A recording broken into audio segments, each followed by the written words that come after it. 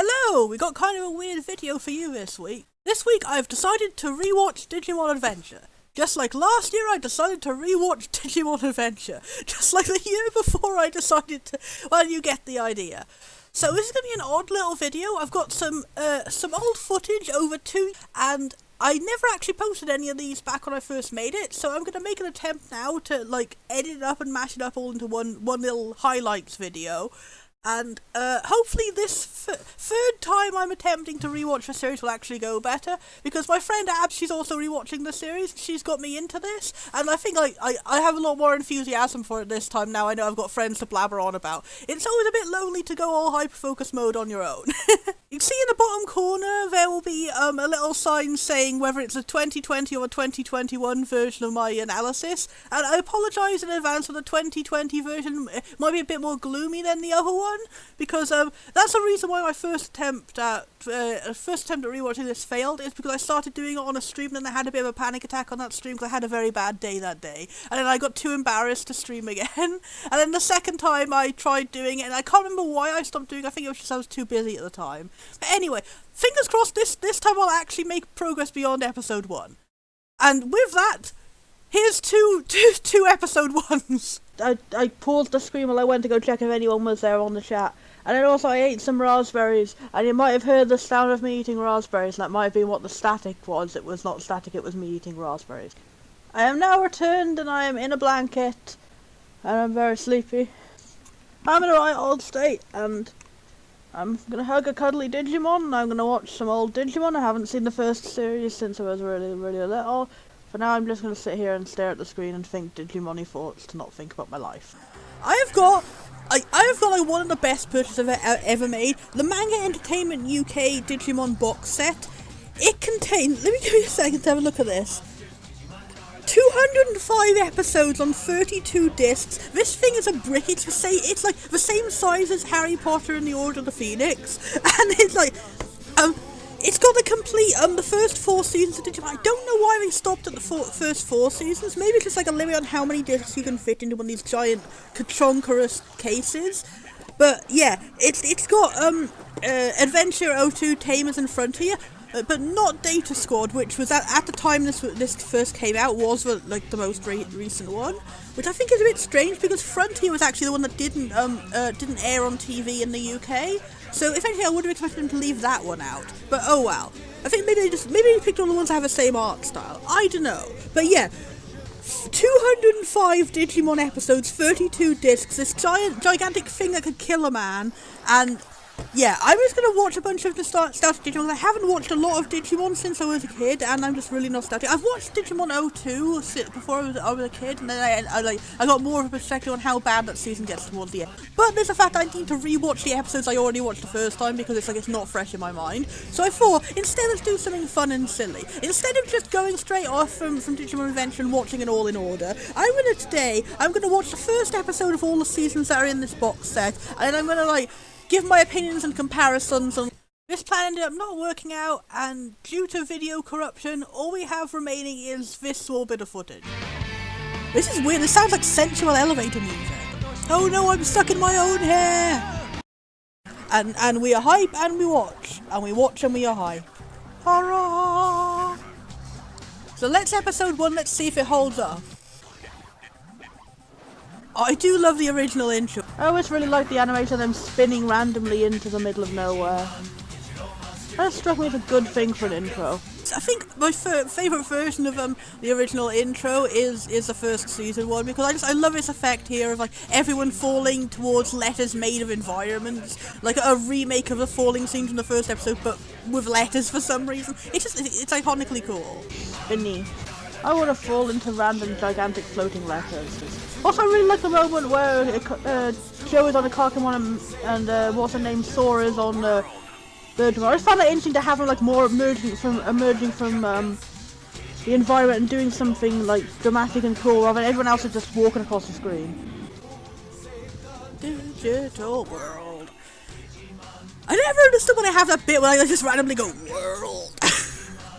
World. It's encouraging you to play Digimon World, which is the best Digimon game. Also, it's kind of funny how in the dub they just continued using that screen of Digimon, even though Digimon was in like the first season villain. Apparently in the Japanese version they did change that screen to be like whatever villain was currently the villain. When I was a kid, I always thought it said Digiball instead of Digivolve. Also, I used to call Patamon Potamon. Because there's like this one the first episode I watched was one where Gabumon introduced Patamon to like the audience and stuff, and with his accent it sounded like he said Potamon. Also, I always laugh when Togemon is at the end and just punches. Like everyone else has a dramatic pose and it's just blum. Oh my god, early 2000s CGI. It all began when the climate went completely out of control. Things that hit different nowadays. And other places got totally flooded with oceans like chocolate sauce. Okay, that's one thing I do remember about the dub is in a lot of series it was actually quite positive and good. Like they added more jokes and like a sort of more an upbeat feel to a lot of scenes. Like in a lot of senses, in a lot of times it made you get more endeared to the characters. It added some brightness to moments that were really dark. But in its worst cases, they added jokes where it wasn't necessary. It ruined the drama of a moment and so like that. It was more of a problem in the early seasons. From what I remember, Digimon Adventure had a situation where like we're not going to allow you to have anything be silent ever. We have to put a joke in every scene even if it doesn't make sense, even if it ruins the drama. They figured out the balance a lot more in later dub seasons. Like, it was from like late 02 to the start of Tames where we started getting a good balance of like inserting some jovial moments without completely ruining the tension of things. Yeah, Tornimus, I think you're going to be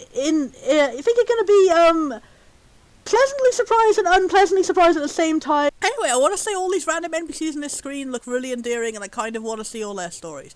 This random guy in the background, I want to know a story these two. They have cool designs. Also, this lady has a cool design. I want to know the stories of all these NPCs. Also, I want to know the story of Howard Joke. Also, they go into the Howard Jock. Howard Joke. New York, London on regular passion. I don't even. Also, I never remembered they had the foreshadowing of the Digiworld happening by like all these random natural disasters. I didn't remember that was part of the thing.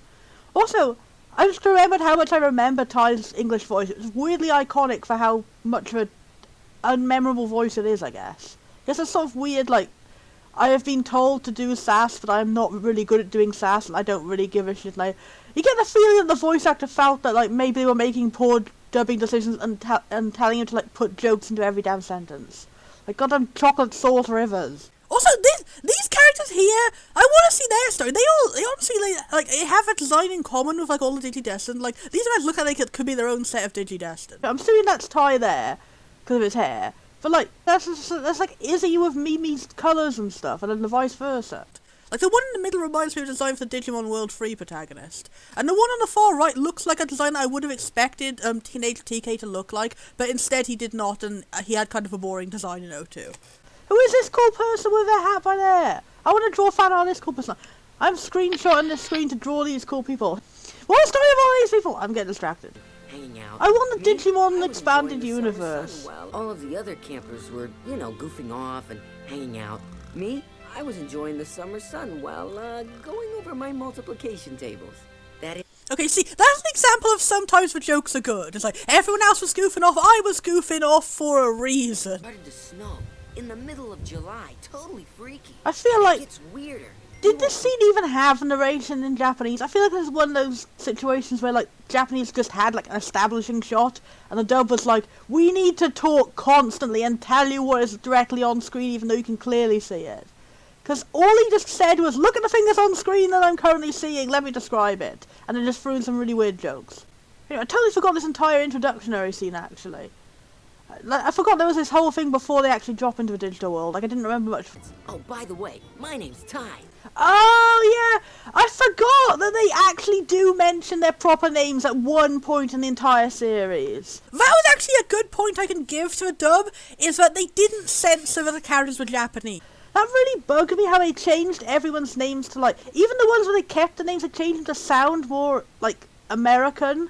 It was still during an era where it was like, oh, we can't make anything too Japanese, so they gave every character, like, a shortened nickname, or, like, a nickname that sounds more American and stuff.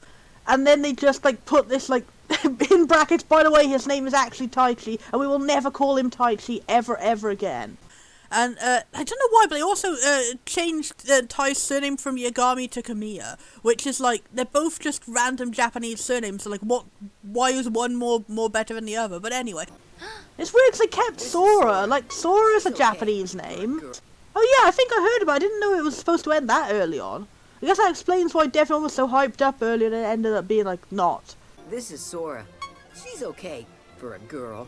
Tai don't. What? Oh, I forgot he fucking said that. Too cool. Dub Tai, you're a bitch.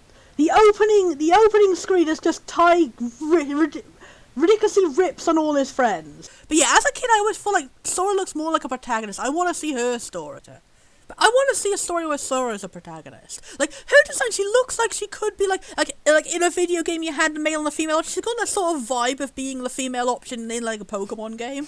That's why I love her hat. As a kid, I never realised it was a bicycle helmet. I was just like, what is this hat? Just look at that haircut. And this little kid is Tai, you would not want to talk. He should have gone to computer camp. Oh god, I forgot how much in the 90s there was this weird, like, overly compensating bullying of nerds. Ha ha ha, he liked computer. That it was a joke in the 90s somehow. That people like computers. That we say on this show that was animated using computers and is being projected onto a TV using technology, and somehow technology funny. Only nerds would do the thing we are currently doing. That is what children believe. I don't get it. It was always so really, like, cringy. It was just like, ha ha, computer bad, person who liked computer bad. And it felt like there was no effort put into it. It was clearly something that the writers didn't actually believe, because, like, computers were used to make this goddamn show. Like, the dubbers are using a computer to put this dub into it. And just, like, it just felt like that was a thing that you were required to do in 90s American shows at the time, was to be like, intellectualism is bad, being dumb is good. And people who, like, are very obviously autistic coded are somehow bad. And, yeah, Izzy was really relatable, to be honest. I'll bet you can guess her favorite color on the first try. Oh god, yeah. From what I've heard, Mimi is a character who got treated the worst in the Adventure dub. Oh, I've heard apparently also Mimi was, like, more tolerable in the sub version. Because all I remember in the dub version is that they were very obnoxious of going, ha, she is the girl, that is the joke, she's a girl, she's very selfish in every way and she likes girl things, and oh no, she broke a nail, ha ha ha. Like, she's, like, reasonably liked in Japan from what I can tell, which is surprising because her character in Japan is coded to be like the only white character in the cast, and she's like a bit of a stereotype. Like, that's why she has like a Texas hat and everything, but like, in a lot of ways, like that was the whole point. She was supposed to be like slightly brash and like a little bit like out of touch and stuff, because she's a foreign exchange student, and like it just got changed. Like in the dub, they just exaggerated her personality so much, and it wasn't even like she's weird and funny because she doesn't get what everyone else is doing or anything. It was, she's weird and funny because this is what all girls act like, and she's a horrible girl stereotype. It was all like, oh, I don't want to do this because I'll break a nail. Oh, there is no fashion. I want a Digimon that's pink. Blah blah blah blah blah. I don't like doing work or my homework. I just want to be a supermodel. Blah. Apparently in Japanese she was also still a character who was like kind of fragile and spoiled, but she didn't have like every 5 seconds had to throw a joke in. It's a bit of a shame. That's apparently a thing that people have said about comparing the dub and sub. I've never actually seen the sub for this season, so I might be talking totally out my arse, but that's what I've heard from reviews and stuff. I liked her depicted in the dub a lot better in O2, where like she was not depicted as negatively, she was depicted as cool and being an actual supermodel and achieving her dreams. But like they gave it, like, seriously, in the dub they gave her such the most over the top cringy voice too. Like I'm not saying that in a sense like people would say I'm cringy for hyper obsessing about Digimon. I was saying it in a sense of like literally a voice that sounds like nails on a chalkboard. Like I hate those things where it's like it's clearly an adult faking a really bad like negative impression of a child's voice, and it's just like, oh come on. Like she's just a sweet kid who has fashion interests. Like just let her be. Basically that's what I mean to say exaggerated how selfish she was in the dub, which really sucks because like her crest is literally supposed to be about being not selfish. And like yeah, she did have fun. She did genuinely have like a lot of moments where she had to learn to like put others before herself, and like she did have a load of development. Like by the end, she was the one who was crying about all the Digimon they had to defeat, and like, yeah, and then like she raised that entire army of like all the Digimon they'd help throughout the entire series to come and help, and like her being so empathetic by the end was like a genuine, like really good piece of character development, but it seems so inconsistent in the dub because throughout the entire series she was continuing to act really selfish and just. But yeah, Mimi I did not like as a kid because her entire personality was girly, girly, girly, being a supergirl. And obviously, as like a closet non-binary person, that was something that for some reason seemed to hit me quite hard, and I didn't like it. Anyone who was like overly gender stereotyped and stuff, so. Took me quite a long time to figure out why that was, but yeah. Yeah, so basically she's a character I didn't like as a kid when I watched this, but growing up I can appreciate that, like, the reason I didn't like her was not because she was a bad character, it was because she was badly written in the dub, which sucks. And also because, like, it was all sexist stereotypes that were the basis of why they rewrote it this way. So I feel bad for not liking it. I'm probably still going to not like it during this rewatch because of how all that stuff stacks up. Maybe I might be surprised it's not as bad as I remember, but from what I remember, it was insufferable. That'd actually be interesting to try and track down a sub and like watch it and compare it or something. I don't know what grey areas means. That sounds like an innuendo. But I'm assuming it's not an innuendo because where would you find Digimon in your pants? Is Matt's dopey little brother. Oh, don't make fun of TK! TK is the best! TK was the character I most liked as a kid because he had my favourite Digimon, but he didn't really have much of a person. Also, he was most relatable because he's the young kid of the group and the people watching this are young kids, but like, he didn't really have much of a personality early on. But yeah, when I was a kid, I liked TK the best just because he was the one who's close to my age, and also Patamon was my favourite Digimon, so I just wanted Patamon. But don't ever scare him, he'd probably wet his pants. Joe is the second best! Ty, I don't remember you being an arsehole! Yeah. Again, let's make fun of all the nerds! Like, if anything, TK is a crybaby, so why are you making fun of Joe? Joe is a character that when you rewatch it as a little bit older, you end up relating so much to Joe and Izzy, seriously. But, I also end up relating a lot to Izzy and Joe, because they have, like, all these realistic, actual problems and, like, dealing with deep character development and, like, overcoming their flaws and stuff. And then Ty is just, like, making fun of him the entire time in the dub. And it sucks. Like, a whole lack of empathy from Ty. He's constantly he's introducing all these friends. He's been making jokes about them in every introduction rather than actually, like, explaining who they are. It's cruel. Like, seriously, Joe gets shat on by everyone in this dub, despite the fact that, like, he genuinely has a flaw, and that's the fact that his sense of duty and following the rules, it sometimes overtakes actual logic. So he's like, I'm being logical by following the rules, but like, obviously you're in a dangerous Digimon situation, so like, the rules don't apply, so obviously it gets in the way of stuff. That's the problem, that's the conflict he has in some of these episodes, and he gets over it, and it's good, and it's great character development. But they treat it like his problem is being cautious in the first place. Like, no, in a normal situation, him going around carrying, plasters for the group and stuff, like, in a normal camping situation, him being the guy who carries a first aid kit would be, like, useful and good, and they would appreciate him if someone fell off a tree. And, like I'm surprised how many times I didn't fall off a tree in Digimon. Like, why was Joe not getting more of a chance to shine? Also, I can relate a lot to having extreme anxiety. They're like, basically the closest to the autistic characters in this show, even though I'm not sure if they were ever intended to be that way. Also, I'm wondering if his entire intro didn't have any like, dialogue at all in the original. Because that was the first time someone moved their mouth. Why didn't I pack my fluffy pink snow boots? Aha, she is a girl, that is the joke. Do you think we need sunscreen? Haha, she is a girl and vain, that is the joke. You mean Aurora Borealis, the Northern Lights? That's impossible. You see that in Alaska. We're way too far south. Tell that to the snow. I find that hilarious. So that was their way of introducing that Izzy as a smart person by mentioning Aurora Borealis, aka like the most well-known of all unusual weather phenomenons that only exist in one place on the Earth. Like they always give. I can't remember if it was like I think they used to be like, Izzy will explain something super goddamn basic, and then everyone will be like, oh, say it in English, smart boy. We don't know your complex words like Aurora Borealis. Somehow being elitist over being dumb. I don't get it. Nothing can stop the smooze! The sky is like short-circuiting.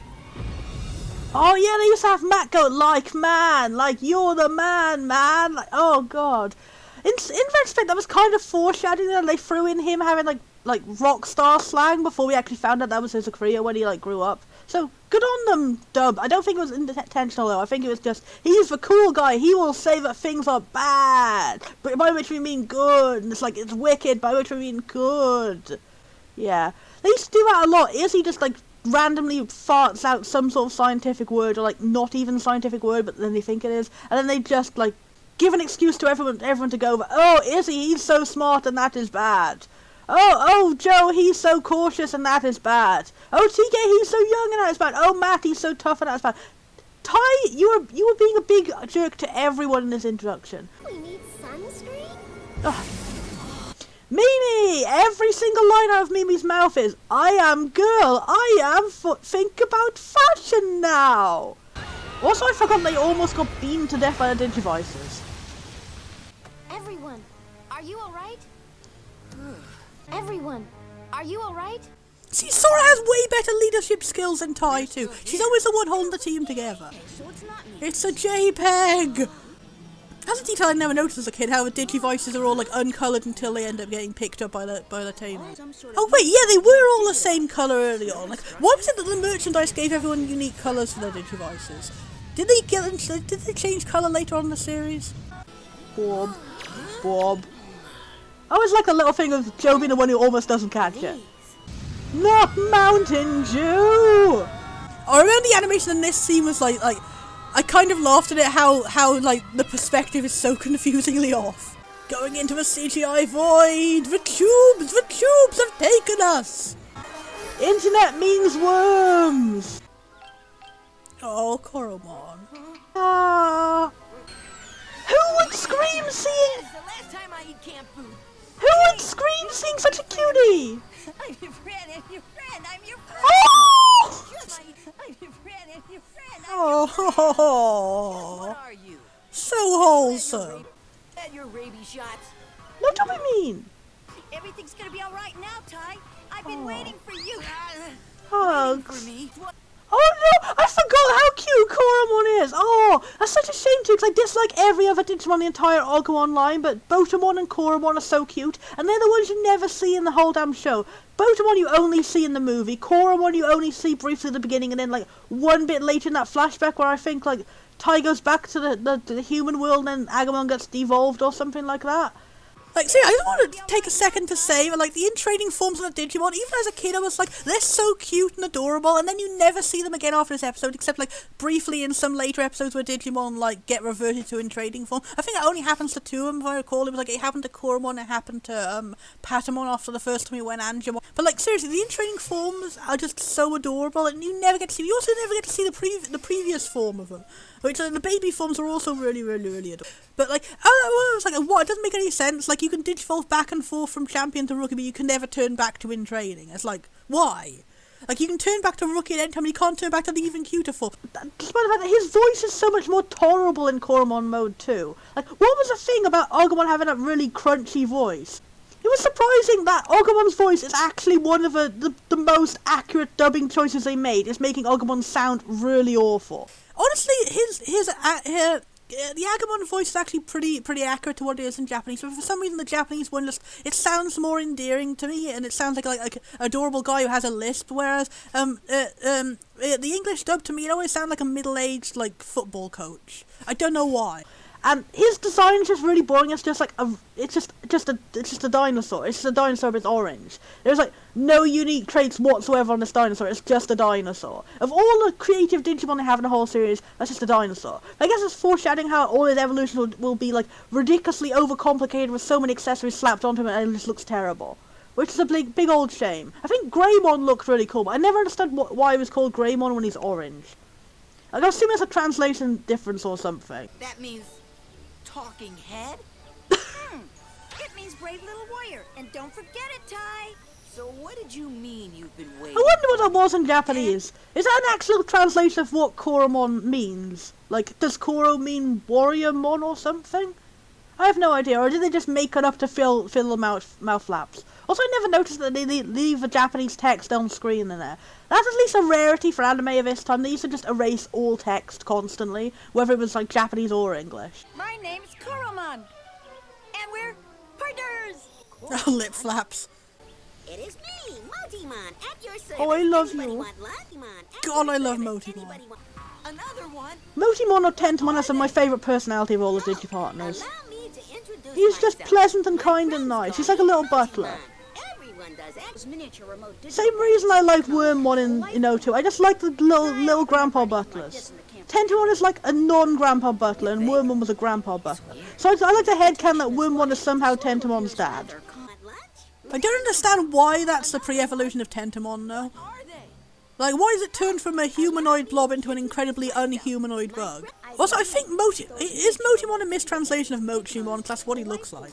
He's one of my favourite designs. He reminds me of like Raemon, which is actually one of my favourite Digimon designs. I just find him so cute for some reason. Like, Motimon looks more like it should be a baby form of Raemon. Cedar Canyon, South Dakota, Air Force Combat Action Medal, Silver Comet Roller Coaster. Fairfield Harris, County, Texas. Comments of the year in the chorus. Prairie Spirit School Division. Brookshire Katy Drainage District. Okay, sorry, I'm speaking over the exposition. No, I don't care so much about Digital Monsters Expedition. those miniatures. I just remember I liked Krang a lot and he had a nice grandpa voice. The ocean? What's that doing there? Why is Kawagamon always the Digimon that's like the go-to to be an early game villain? Well, not like an early series villain, but it's also he's like the first villain in a lot of video games too. Kawagamon is one of the cooler looking Digimons, but in every single Digimon series, he's always like he's always one of the early villains who has like doesn't even know how to talk or anything. And it really sucks. He's such a cool design. I want one of the partner Digimon to be that guy. He's so neato. That animation was actually really cool. Seriously, bad Digimon, even when he's in a good mood. That's just great. That line delivery on Izzy was amazing. You should pick on bugs your own size. Oh, that's What's your name, bonding. That's me. You're pretty brave for a little guy. I'm impressed. Oh. It was nothing. Koromon is so fucking adorable. I forgot that they bonded so early on. Like, I feel like in the first season you don't get to see as much bonding with actually the characters, between the characters and their Digimon, and you don't get to see much individual personality of the Digimon. But that was a really good scene, that was. Inside this tree. Oh, I remember this so much. I love the world building of the Digimon world in the first season.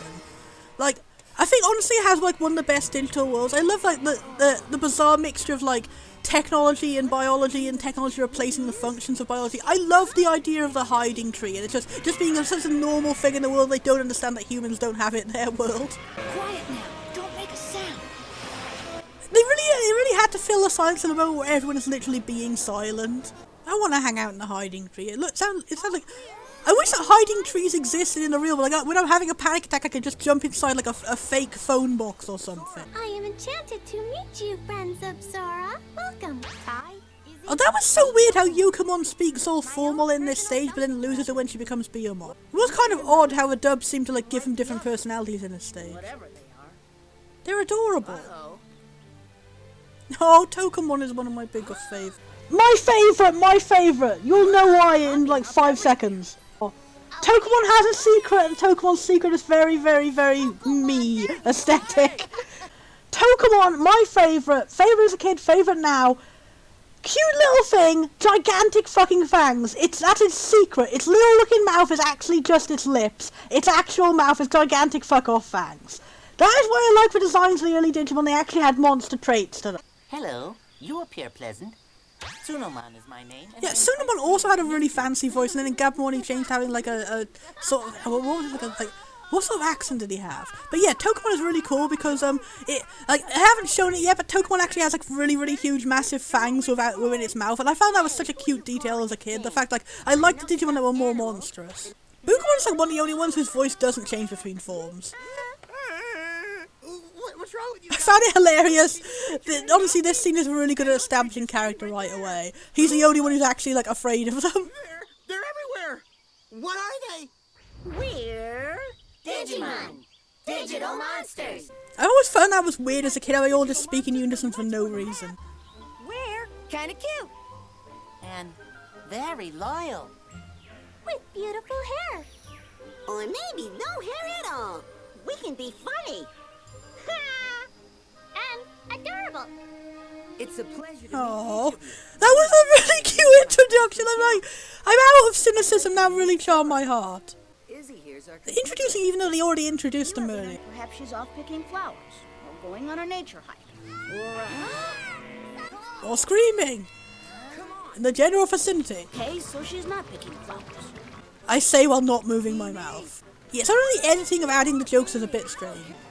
Honestly, why was Kawagamon attacking him in the first episode? Like, you never really get an explanation. All the other Digimon, like, you get an explanation of, like they can talk and they have their own motives and they were corrupted by a black gear. And, like, Kawagamon is just, like, the only Digimon you see which actually acts like a regular monster. Like, it doesn't talk and it doesn't seem to have any reason why it's attacking. Like, Kawagomon's just the sharks of the Digimon universe.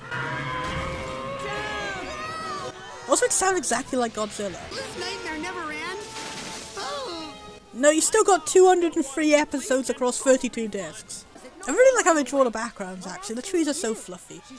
And all the little, like, dusty spots across everything. Everything's so shiny. Oh god, that frame is so badly drawn. Here I go! That was really strange animation, too.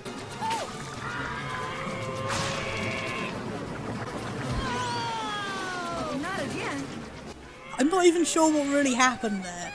And they were just moving out of sync with the ground. I forgot how much of the early season overused, like, just, like, picking up the characters, the character slide on the animation, just sort of, like, moving it across like a PowerPoint effect. Digimon! Koromon, are you crazy? Why'd you do it? Sorry, it's just I'm trying to make a good impression. Oh, my heart. Wake up. Oh, even Joey was scared of him a second ago, but oh. I like how they did, like, a lot of genuine effort to show, like, the characters being, like, confused or scared of Digimon and the Digimon winning them over. That's something you don't tend to see in later seasons. Like, even though the Digimon aren't very developed in this season, like, they put effort towards showing the characters realistically reacting to the Digimon and forming their first bond with them. Like, the first episode has more stakes than other episodes, where it's usually just, like, an introduction and not much particularly happens. It's useless! Yokomon! Did she have, like, grandpa wrinkles in that cell? No, wait! Don't do it, Digimon! I love Shokomon. Come back, Pokemon. Digimon! Be careful! No, don't. They spent so much time introducing the names of all the Digimon, and then they change their names at the end of the episode, and you never see this form again. Oh, and a random trivia is that when they say "Come on, Digimon," that's actually the name of the first Digimon manga. I'm not sure if that was an intentional reference or just a coincidence of the dub accidentally getting it correct. Koromon, come back!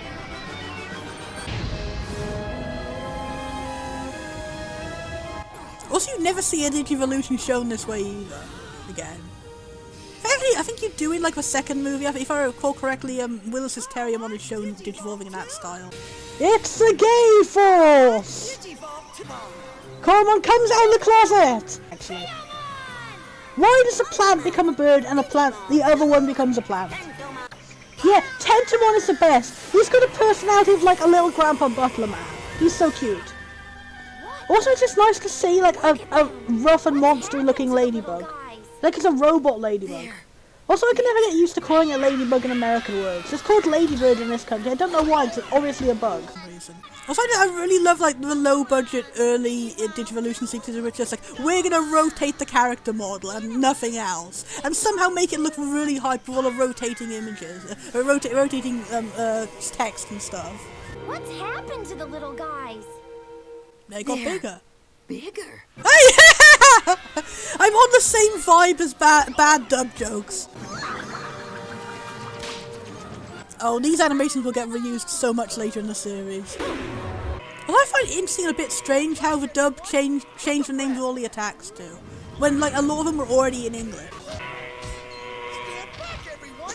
Pepper breath. I thought Goemon's only contribution was tripping it up. Also, why does Kawagon make dinosaur noises, and the actual dinosaur doesn't? Yeah, for first episode fight, it's not really very well animated. It's just sort of like random projectiles hit him and then he goes down and no one really makes any contact. No, he's fallen into the comfy trees! God, the animation was so bad in this series I never noticed. They made vaporware out of him. Amazing. God, they always try so hard to make Izzy sound like a computer nerd. In a show literally about computer monsters. Also, yeah, why were they assuming that Kuwagamon is a male when we know nothing about the character and he can't talk? It became a whole plot point in later generations that Digimon don't have genders, except like Renamon was like one of the first Digimon to have a gender. I love how they animated the little hugs though. That was a weird thing about this, the animation was only bad in fight scenes. It was usually really good everywhere else. How about that super shocker? Oh, don't forget how cute Tentamon's voice is. Then whoops, we didn't win at all for no reason. He got a heroic second win. He had the sturdy ability. He had a focus band on. We needed a cliffhanger. We needed a cliffhanger of this slightly rotating PNG image. Kuwagamon is so cool looking. I wish Kuwagamon could be one of the hero Digimon ones. I think that's why I like Tentamon, because it's the only like hero Digimon that's like actually quite monstrous and like also gets to be a bug, and a cyborg bug. And a cyborg bug was also Grandpa Butler. Is there any sentence better than cyborg bug Grandpa Butler? Oh, for some reason, at the end of episode Saber and Logan used to scare me as a kid. Just all the people's faces rotating towards the camera. But yeah, a pretty decent introductory episode. A lot of ways you can see the problems with the limited animation in the early series, the problems with the dubbing being a bit strange in the early series. But like overall, a pretty decent episode. It had like it kind of like it tried to set up a bit of like hype and tension and a cliffhanger, but it didn't necessarily do it very well. I appreciate they had the moment of like everyone bonding with a Digimon by seeing how brave they are in protecting them and stuff, even they're going up against an enemy that's like too strong for them, and like that was good. That was something that we don't really see in later seasons, because like once the formula has been established, you already know that the Digimon can be friends with the humans, so there was never really a moment of the humans not wanting to be friends with the Digimon at first. So yeah, that was a good addition. It wasn't necessarily pulled off very well because the scene structure and like I don't think that was a dub exclusive problem. The scene structure in general, it seemed like they were kind of like stretching this out to fit a runtime and having a lot of limited animation and stuff. So the scene where everyone like they have a tension of everyone wondering, oh no, our Digimon are hurt, we can't fight this big enemy, and then they interrupt you with a really long scene of everyone saying the Digimon's name in unison and like slowly pausing and showing an image of a Digimon jumping, and like it just felt so staged and unnatural that they would all just repeatedly, like several times across the scene, just keep saying every Digimon's name in order, and it felt like it was an attempt to make sure the kids remember the names of so many characters all at once, but it's pointless because you never see these forms again in later episodes, so why? Like, why did you not save us for the second episode where you're introducing all the rookie forms that are staying for the rest of the series? Like, there were a couple situations like that where, like, it seemed like things were just happening with, like, not, like, it was like a pan over of a scenery with nothing happening, or a really long pause in between dialogue and stuff like that, and, limited animation, things sort of just flying around rather than being animated. Like, these are all understandable for the time this came out. Like, they didn't know it was going to be a big popular series at the time. It didn't have a big budget at the beginning, and it's understandable to see all these problems in it. I'll complain more, and I'll feel more justified in complaining more in later seasons where we see similar shortcuts. But for now, this is like really understandable for like what it is, and in a lot of ways, the animation was a lot better than the early Pokemon episodes, at least. And like I found it interesting, and like this was like they had so much time like setting up the premise here, when like we're so used to the premise, like it's the whole premise of the rest of all the seasons and everything, and they don't really set it up as much in later seasons series. Yeah, it's interesting how much they like established it, and they started out with the characters being wary of a Digimon and not immediately trusting them and stuff. It's just interesting to look back at how like later seasons are like, well, we know what the premise is, we're just gonna go with it. And I think it's interesting too how like at the time, this was a very new and interesting premise. This was an unusual way to do an adaptation of a monster catching anime. Like for example, Pokemon just did like, oh, we're set in the world of the games, and like Pokemon are normal, and we're just going on an adventure, and like we have no goal in mind except beating all the bosses and becoming them. And like Digimon was actually an interesting idea for an adaptation of a Mons game, to go like, we have a character from our world who falls into the world of that. overall, pretty decent introduction, had a reasonable level of hype setting up, had an interesting premise and a lot of mysteries, because at this point we don't know what's going on, we have no idea what the digital world is, or why we were all sucked into it, or what the goal is, and what the heroes are going to have to do. We don't know yet that they're there to save the digital world and they have a whole big destiny and stuff. We've just been introduced to a bunch of really cute little characters, and everyone's stuck in another world, and presumably the plot will be about needing to go home, but also bonding with these adorable little monster characters. And really, what more could you ask for? Also, that guy looks like what's the name, Lloyd from Tales of Symphonia. Anyhow, also I'm currently hugging a Digimon plushie. Talk about your So cliffhanger. I'm a big prophetic mess, am I? Pathetic, not prophetic. I did not predict myself being a mess in the future. I do predict I'll probably be a mess in the future, though.